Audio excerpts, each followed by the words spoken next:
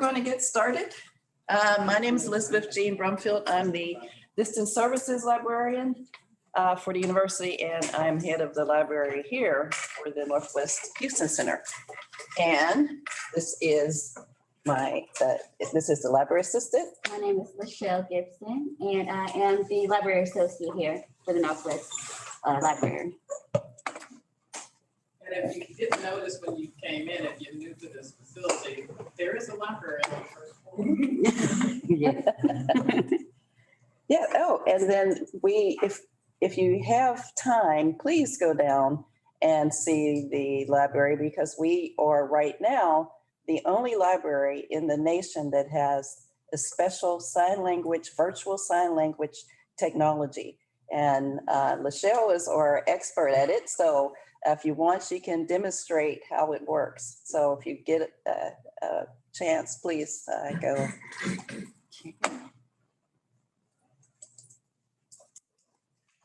Okay, so we are going to talk about library resources for writing. And I wanted you to just take a minute and look at that graphic, because sometimes when you go into a library, you open a book, that's kind of what it feels like when you're doing research.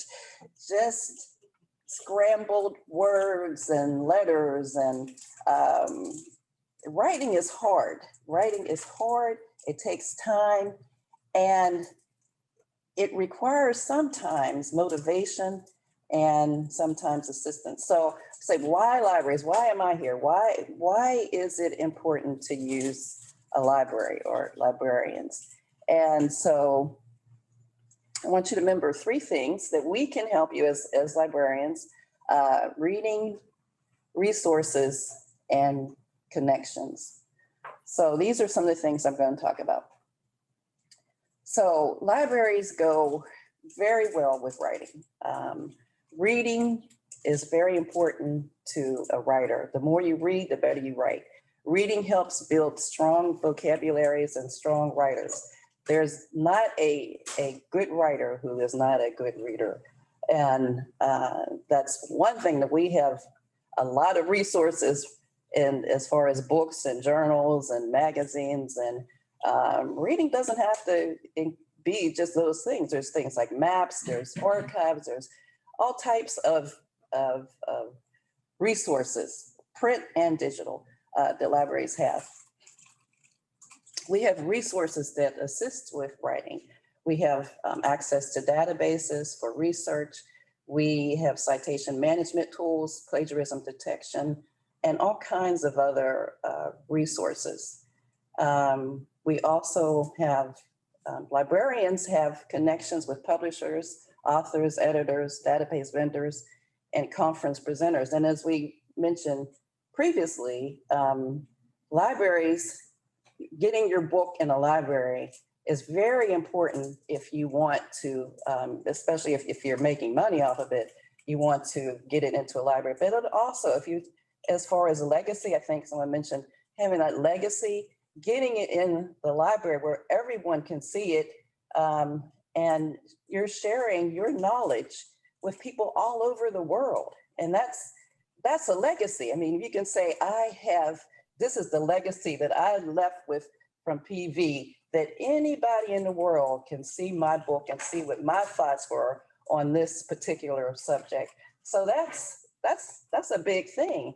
Don't shortchange yourself by not taking that opportunity to publish and get yourself into a library. And we can help you with that. I am a reviewer for several publishers, for several databases, ProQuest, Sage, Choice.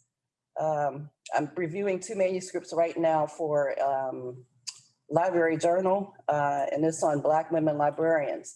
So we have a lot of connections with that, with APA. And then a lot of times we provide guidelines on what we think that the publishers and the vendors should be publishing. And that's important too, because if we didn't have access to them and say we need more on cyberbullying. We need more things related to African Americans. If we don't do that, then it's not going to be out there for other people to see. So please try to stay in contact with your libraries and your librarians. So some of the things that we have that we're going to talk about, the websites, the PV websites, library websites, the LibGuides, videos. We have a YouTube, the library has a YouTube channel now that we put or post some of our presentations on videos. We now also have a Canvas module that all of your students can sign up, and we can be embedded into your class through Canvas. We do in-person or virtual consultations, and that's open to anybody. That's open to students, that's open to staff, to faculty, and to community. We also work with the community. So keep that in mind too. And then we have chat, which is I think 12 hours a day. On some days that you can send a question through chat. You can also contact through email and telephone. And then we do presentations. So anytime if you would like to have a librarian to come to your class to do a presentation, just email or, whatever. So we're getting started. So this is, there's someone wanting to enter. sorry, what'd you say? There's someone wanting to enter. Oh, sorry.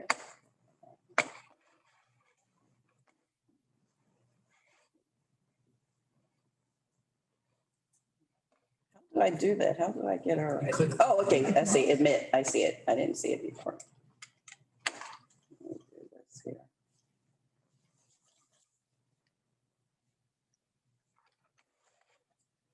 Another mouse that's on the keyboard.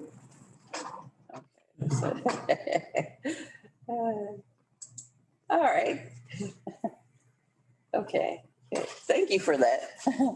Listen, pay attention. Okay. All right, so this is the library's website, and I'm sure you have seen this before. So I'm not going to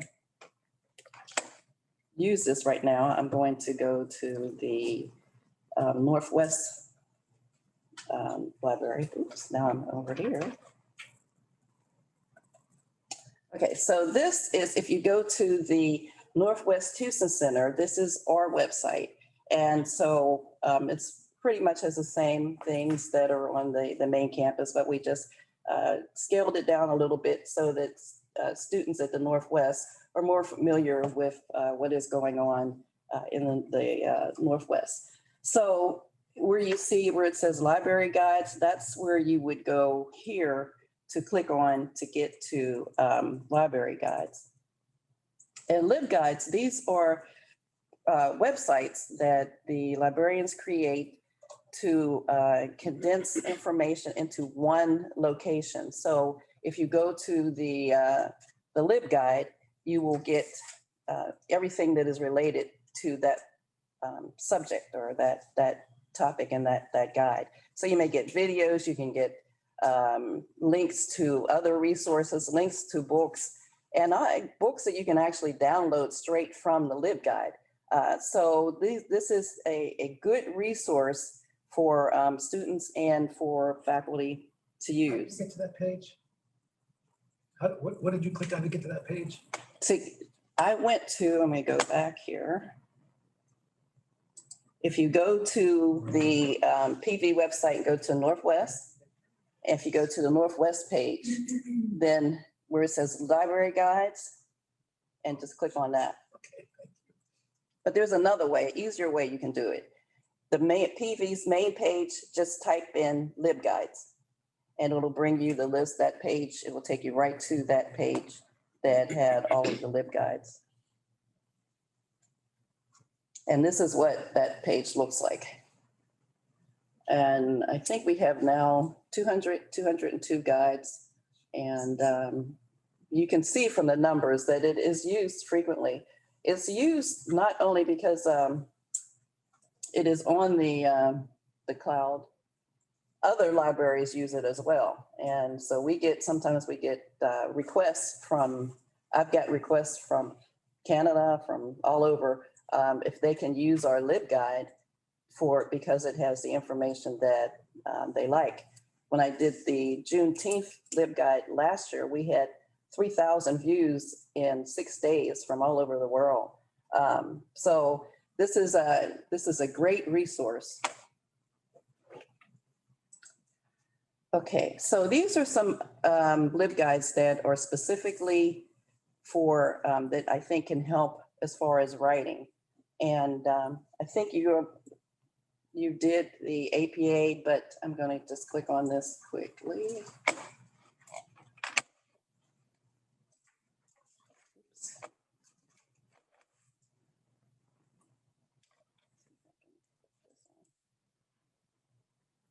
Okay, so now this is the APA Style Guide 7th edition LibGuide.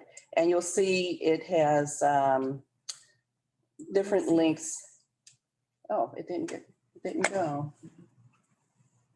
I don't know why that. Okay, I know enough to. Is that a PowerPoint? No, I have to stop sharing and start it over again. Okay, so it should come up now. All right, there it is. All right, so this is the APA style LibGuide, and you'll see different links here to the, need something else to put this on.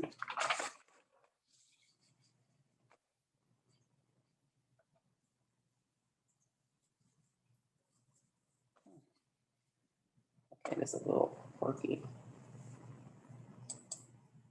Okay, so these are some of the changes that we went through and just made a quick guide for students of some of the important changes from the 6th to the 7th. And this was done because when it changed over from 6 to 7, there were so many different problems that they had with the 7th edition. And you'll see if you go into Refworks, there's, I think, 10 different versions of the 7th edition that you can use. And so it's one of those things that you can't remember all of that as far as the APA 7. But with this LibGuide, there's a lot of information. And we have, there's some links to different videos that you can use that are directly from APA. There's some links to some answers to questions and all kinds of things. And this is just one of the LibGuides. So I'm going to go back to the PowerPoint.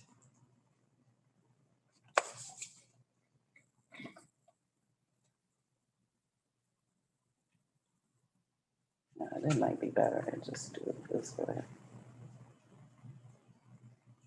I'm going to put in a plug for an eventual Chicago LibGuide.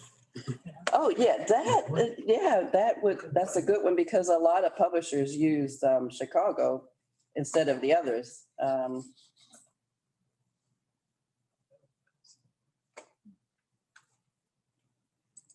Okay.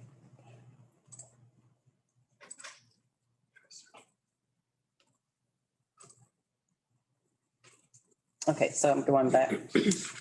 So these are some more. I'm not going to go through these because I don't want to take up too much time. But the copyright and plagiarism is another LibGuide that is good. Grant research and proposal writing. The guide for using Refworks is what I'm going to show you in a minute. And then research fundamentals, mastering the basics. That's another LibGuide.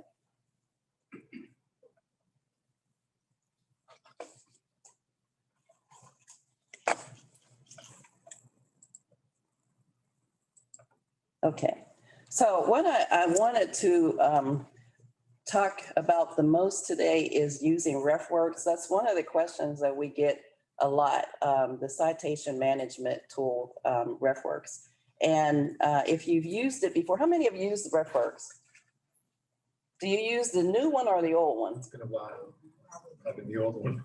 Okay, if you use the new one, there's so many new features to it that it's definitely worth using. You can, I'm going to show you in a minute, you can use Refworks to change any website that you go to into a citation just within a couple seconds. So if you have a blog, which it's hard to remember, how do you do APA for a blog? How do you do APA for oral communication? How do you do APA for a ad that is on a website? You know, so these are different tools that trying to, you know, remember all of this, too much time. You have enough work to do. You don't need extra. So if you have a tool like this, it's better to just use it. And so we have gone, we've taken the time and made, we are also students. Some of us are students. And so we know that it takes time and we know how difficult it is. And we want to make life easier for everybody. And so we've gone through and we've laid these things out, put them in a LibGuide. So you just go to it, click on it, and that's it. You can also use Refworks while you're writing to have your citation embedded right into that document. So that saves you from going back and forth. And these are all things that librarians have gone to the vendors and said, you know what, this would be good if you did it this way. That's one of the connections that we have with vendors. And then also, I had forgotten to mention when I had talked about presentations and authors, one big thing I wanted to say, the next library conference, Barack Obama is one of our speakers. So I'm like, I just happen to love Barack Obama. So that's a connection and I'm really happy that you had a question. I haven't used Refworks in a long time, but is Refworks better than EndNote and Mendeley? It is, yes, definitely, especially the new features. And I'm going to show you them. So let me continue here. Okay, so this is the authentication screen, which we can't get around. You have to use this and, you know, you use your email and your password. So the old Refworks, this is what it looks like. The new one is ProQuest. And so this is what, when you log into the new one, this is what it looks like. So again, you would put your username and password. So to create your account, you go into Refworks, refworks.proquest.com, and you can create using your institutional email. So this is what it looks like when you're in Refworks and you have references. So there is a left side, right side, middle. The left sidebar has things related to the references. The top part has projects. The top is the navigation, the main navigation, and your right sidebar helps you as far as the actual references. That's the simplest way to explain what it is, what it looks like, and what it does. So when you want to add a reference to Refworks, you can go directly from the database, whichever database you're in, whether it's ProQuest, EBSCOhost, Sci-Fi, PubMed, any of them. Before the old Refworks, not all of the database vendors were using it, but now pretty much every database vendor has a, you can use Refworks. It's already on there that you can just upload a document into it. So this is what it would look like. You will see that add sign, and that's adding reference to Refworks. So say you were doing a search, which you can actually do a search directly from Refworks without going into the database. The only problem with this is that right now, the institution has to set up the databases within the Refworks, and we only have PubMed and I forget the other database that we have, but you can use it. It's not right now, I don't think it's as good as going directly to the database. So on the left sidebar, you see, as I mentioned, all the references. the search databases. It shows you what was last imported. So if you go to, say you're in ProQuest, you do add, and it automatically puts it into Refworks. Then you want to go back and check it. You can go last imported and it will show you what you last imported into there. You can also do sharing. So say you have, you're writing a book and you're writing it with somebody and you want to all share your references. You can do sharing so that everybody has access to that Refworks. And you can have as many Refworks accounts as you want, but you can have them to share that. And so everybody's references would be in whatever folder you want, and you can go back and forth with it, adding more to it. And tags, if you want to tag it to assign a tag to it so that it's easier for you to search. Say you have several students or a class and you want to do it by class, you can do it that way as well. So in the right sidebar, and this is what the references look like, would have the author, the title, publisher information of the language, and the ISSN number. So how much time do I have? I had 30 minutes. I have a short 10 minutes. video. I have what, 20 minutes? 10. 10 minutes, okay, I don't have time. All right, so you will get these. You can go and look at this video. I want to make sure I get to some other things. Okay, so from a database, we're going to use this as an example. So you're looking at, say that this topic was cultural differences in the education system in the US and India. So I go to ProQuest and I am on the advanced search. I type in education, for United States and India. And so I got 19 results.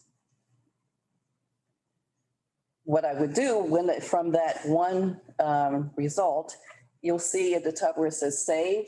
So I click on save. And it takes it directly into my Refworks account. And this is what I see. It says last imported 2 minutes ago. This was my my reference. And you can see up top where it says create, share and create bibliography. And this is what you could use when you're done with your paper to create your bibliography of all of the references. So does it save the reference citation or a copy of the article or dissertation? It only saves the citation. It's just a citation management system. And it saves it in APA format or whatever format you see? It saves it in whatever format you want, because when you go to create bibliography, it's going to ask you how do you want it saved. And when you go to that right side that has the different references, what your reference looks like, it will show you the differences. If you save it APA 7 with the DOI, if you save it APA 7 without titles, there's all different kinds, but it will ask you what you want to do. And that's good because your publisher may say, even with Chicago, they may say, this is the way we want it, but we don't want footnotes or, things like that. And so now this is after I saved several, and then you will see my navigation that I can add more, assign to a folder, I can share it. These are the things that I can use with this. And this is where, like I said, it will ask you what you want. Well, this one I saved it APA 6, but you can change it. Now this is really important. This is one of the new features. Let me go back.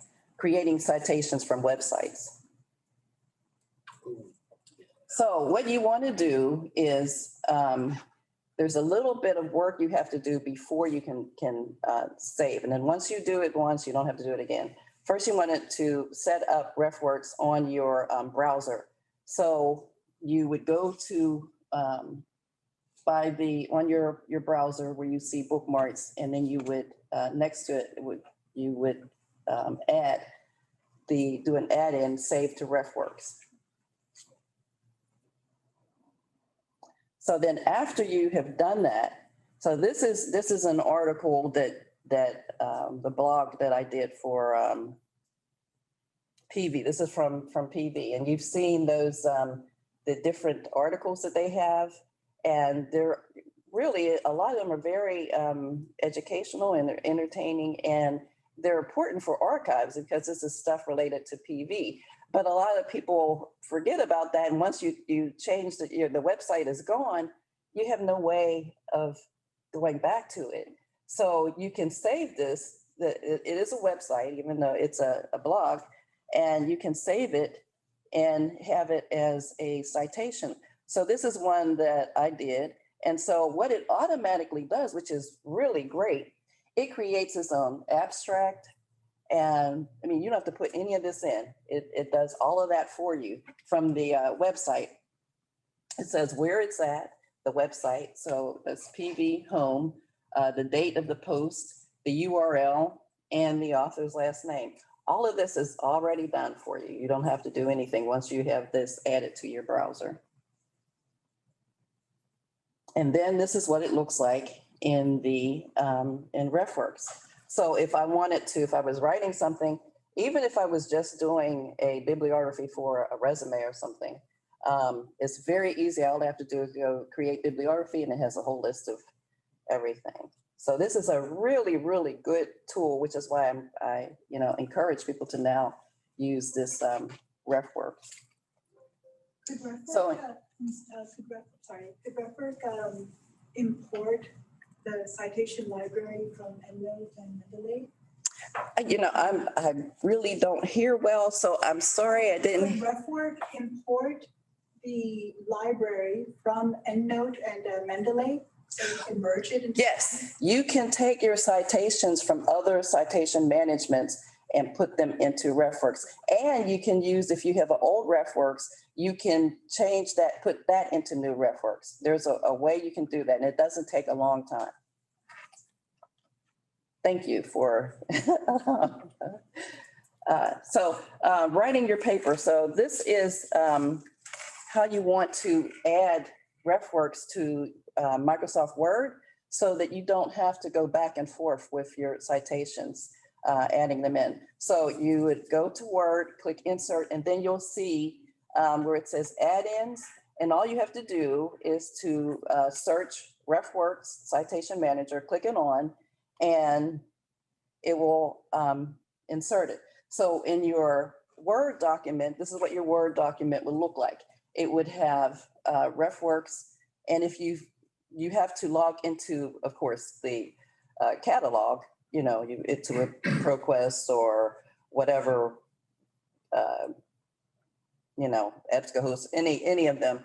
And then once you have your citations and you put your citations into Refworks, it'll automatically put that over onto the right side.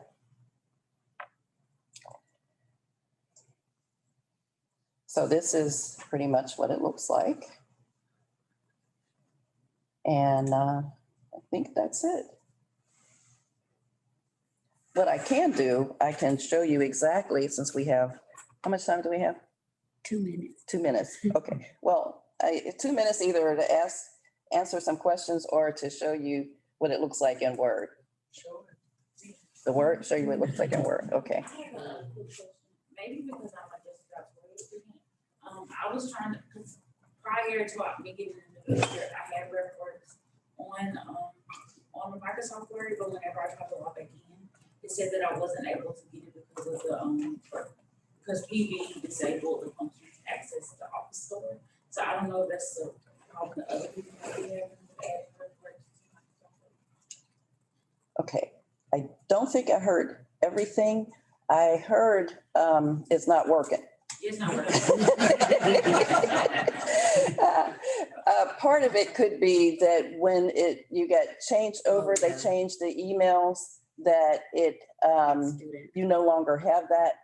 What I would do is to do a new Refworks account with the new Refworks. And if you can't get into the, did you have a lot on the old one? Okay. If you can also contact them. You can contact Refworks, and I'll give you that information. But if you can't remember the, your password, you can change your password. You can get back into Refworks, change your password, and then try that. Does it work? Because I have it, but I just can't add it to my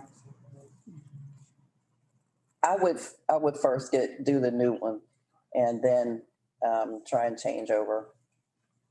Because eventually they're going to get the old one, I think 2016 is when they actually started the new one. So eventually they're going to just get rid of it anyway. Okay, so let me stop sharing and go back here for a minute. Okay, so this is my Microsoft account. Microsoft, oh, let me start sharing, I forgot. Let me go back here.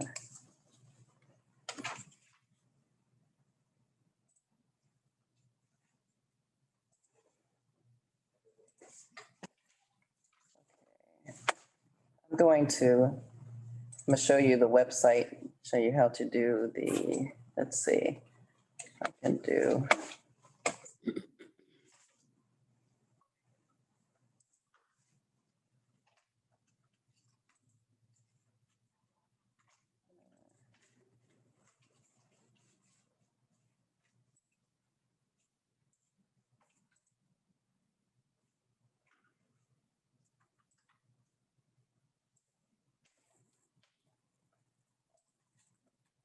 Okay, I'm gonna take this one. This is a new one.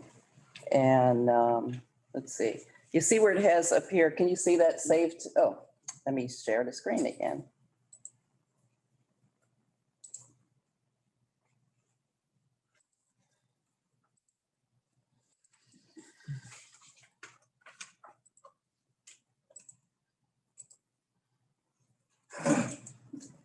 Okay, why is this not doing it?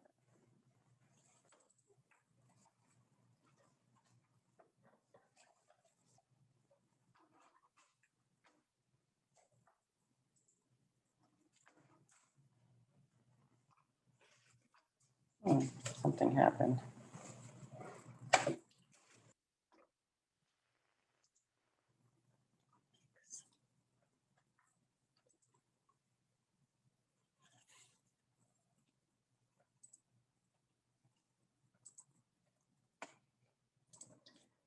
Something happened. It's not allowing me to do this.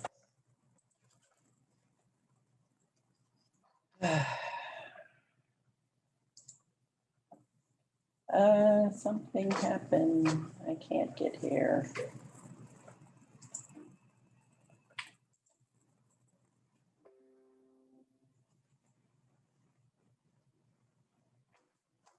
Something happened. I got logged out. Oh, well, I don't think it's going. I think it's logged out. I see the Zoom up here, but it's. Hold on. Okay, is it? Is this your screen? You cannot start screen while the other participant is sharing. Who else Stop is sharing. You started sharing this screen here. Okay, is it? All right. Thank you.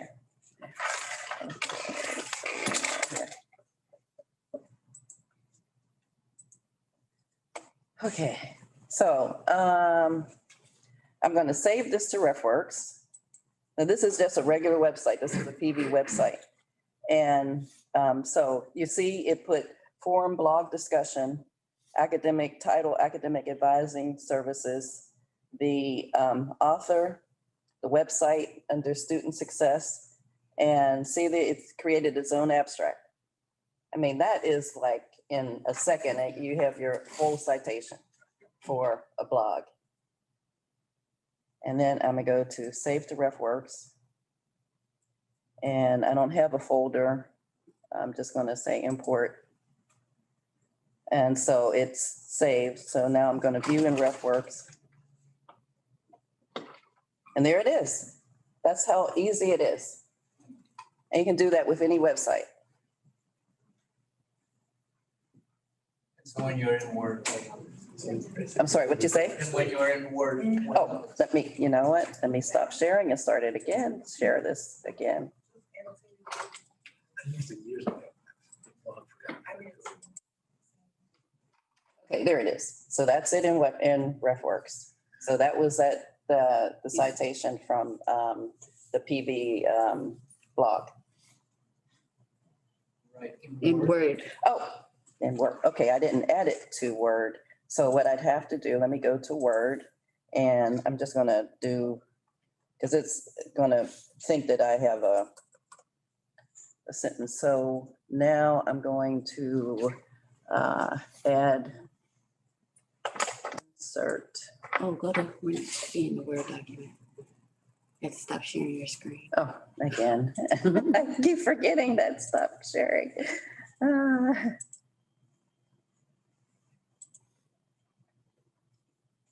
Okay, so let's see.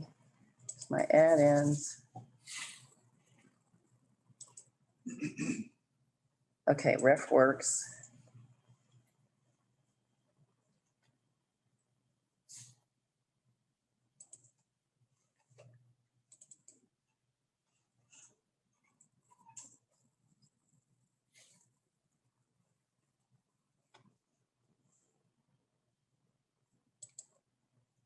Okay, so here's my references. I can pick from, I'm just gonna, since I don't remember which, I'm just gonna pick any of them right now. So I'm going to cite this one. So there it is. It has added it into the my so-called sentence, the citation. Now, when I wanted to finish this, I did in-text footnote, and you see I have APA 6 up here, but you can change this.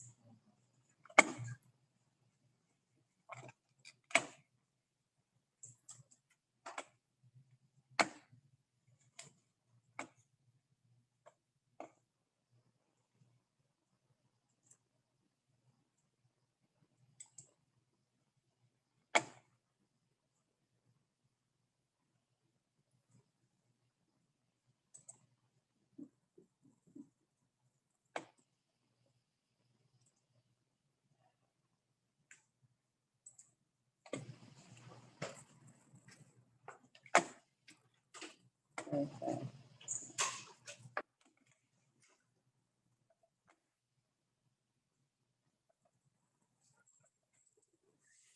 Okay, so it says search for 4,234. So I'm going to type APA 7. And you'll see there's 12 different APA 7. So based on what you want from APA 7, you can select whether you want it with the annotated DOI, DOI empty, whatever the publisher says you want or need, or the professor, or whatever you need, then that's what you select. And update. I'm gonna cite this.